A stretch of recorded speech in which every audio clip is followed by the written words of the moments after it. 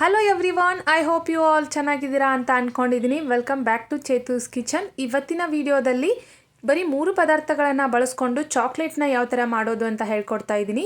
ತುಂಬ ಸಿಂಪಲ್ ಆಗಿದೆ. ಜಸ್ಟ್ ನೀವು 5-10 ಮಿನಿಟ್ಸಲ್ಲಿ ಮಾಡ್ಕೊಂಡು ಬಿಡ್ಬೋದು. ಯಾವ ಥರ ಮಾಡೋದು ಅಂತ ಹೇಳ್ತೀನಿ. ಎಲ್ಲೂ ಸ್ಕಿಪ್ ಮಾಡಿದೆ ಫುಲ್ಲಾಗಿ ವಿಡಿಯೋನ ನೋಡಿ. ವಿಡಿಯೋ ಇಷ್ಟ ಆದರೆ please like, share and subscribe ಮಾಡ್ಕೊಳ್ಳೋದನ್ನು ಮರೆಯೋದಕ್ಕೆ ಹೋಗ್ಬೇಡಿ.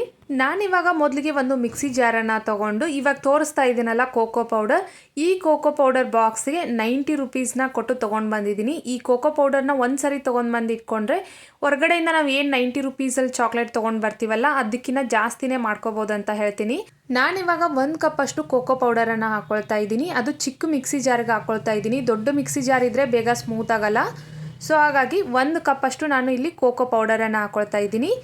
ಇದೇ ಕಪ್ಪಿಂದ 1 ಕಪ್ ಅಷ್ಟು ನಾನು ಬೆಲ್ಲದ ಪೌಡರನ್ನು ಹಾಕ್ಕೊಳ್ತಾ ಇದ್ದೀನಿ. ಸಕ್ಕರೆನ ಬಳಸ್ತಾ ಇಲ್ಲ, ಮಕ್ಕಳ ಆರೋಗ್ಯಕ್ಕೆ ಸಕ್ಕರೆ ಒಳ್ಳೆಯದಲ್ಲ. ಸೊ ಹಾಗಾಗಿ ನಾನಿಲ್ಲಿ ಬೆಲ್ಲದ ಪೌಡರ್ನ ಯೂಸ್ ಮಾಡ್ಕೊಳ್ತಾ ಇದ್ದೀನಿ. 1 ಕಪ್ ಅಷ್ಟು ಬೆಲ್ಲದ ಪೌಡರನ್ನು ಹಾಕ್ಕೊಂಡಿದ್ದಾದಮೇಲೆ ಇದೇ ಕಪ್ಪಿಂದ 1 ಕಪ್ ಅಷ್ಟು ತುಪ್ಪನ ಹಾಕ್ಕೊಳ್ತಾ ಇದ್ದೀನಿ.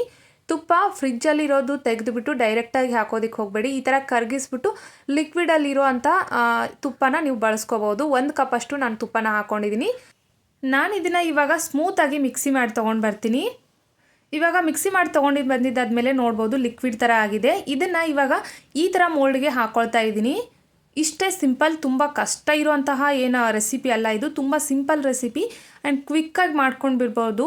ಇದನ್ನು ಇವಾಗ ಮೋಲ್ಡಿಗೆ ಹಾಕಿದ್ದಾದಮೇಲೆ ಒಂದು 10 to 15 ಮಿನಿಟ್ಸ್ ನೀವು ಫ್ರಿಜ್ಜಲ್ಲಿ ಇಟ್ಬಿಟ್ರೆ ಮುಗ್ದೋಯ್ತು. ಸಖತ್ ಟೇಸ್ಟಿ ಆ್ಯಂಡ್ ಹೆಲ್ದಿಯಾಗಿರೋ ಹೋಮ್ ಮೇಡ್ ಚಾಕ್ಲೇಟ್ ರೆಡಿ ಆಯಿತು ಅಂತಲೇ ಅರ್ಥ. ಈ ಎಲ್ಲ ಮೋಲ್ಡಿಗೆ ಹಾಕ್ಕೊಂಡಿದ್ದಾದಮೇಲೆ ಇನ್ನೂ ಇಷ್ಟೊಂದು ಚಾಕ್ಲೇಟ್ ಸಿರಪ್ ಇದೆ. ಇದನ್ನು ಆಮೇಲೆ ಇನ್ನೊಂದು ಬ್ಯಾಚ್ಗೆ ನಾನು ಹಾಕಿಡ್ತೀನಿ. ಇವಾಗ ಈ ಥರ ಟ್ಯಾಪ್ ಮಾಡಬೇಕು ಇದನ್ನು, ಇಲ್ಲ ಅಂದರೆ ಮಧ್ಯ ಗ್ಯಾಪ್ ಇರೋ ಅಲ್ಲಿ ಹೋಲಾಗಿ ಚಾಕ್ಲೇಟ್ ರೆಡಿ ಆಗುತ್ತೆ ಆಮೇಲೆ. ಸೊ ಹಾಗಾಗಿ ಈ ಥರ ಮಾಡ್ಕೊಂಡಿದ್ದಾದಮೇಲೆ ಸ್ವಲ್ಪ ಡ್ರೈ ಫ್ರೂಟ್ಸ್ನ ಹಾಕ್ಕೊಳ್ತಾ ಇದ್ದೀನಿ ಮೇಲೆ. ಇವಾಗ ಡ್ರೈ ಫ್ರೂಟ್ಸ್ ಎಲ್ಲ ಹಾಕಿ ಮುಗ್ದಿದ್ದಾದಮೇಲೆ ಇದನ್ನು ಒಂದು ಪ್ಲೇಟಲ್ಲಿ ಇಟ್ಬಿಟ್ಟು ನಾನು ಡೀಪ್ ಫ್ರೀಜರಲ್ಲಿ ಒಂದು 10ರಿಂದ 15 ನಿಮಿಷ ಇಡ್ತೀನಿ ಸಾಕು. ಅದಕ್ಕಿಂತ ಜಾಸ್ತಿ ಇಡೋ ಅವಶ್ಯಕತೆ ಏನಿಲ್ಲ.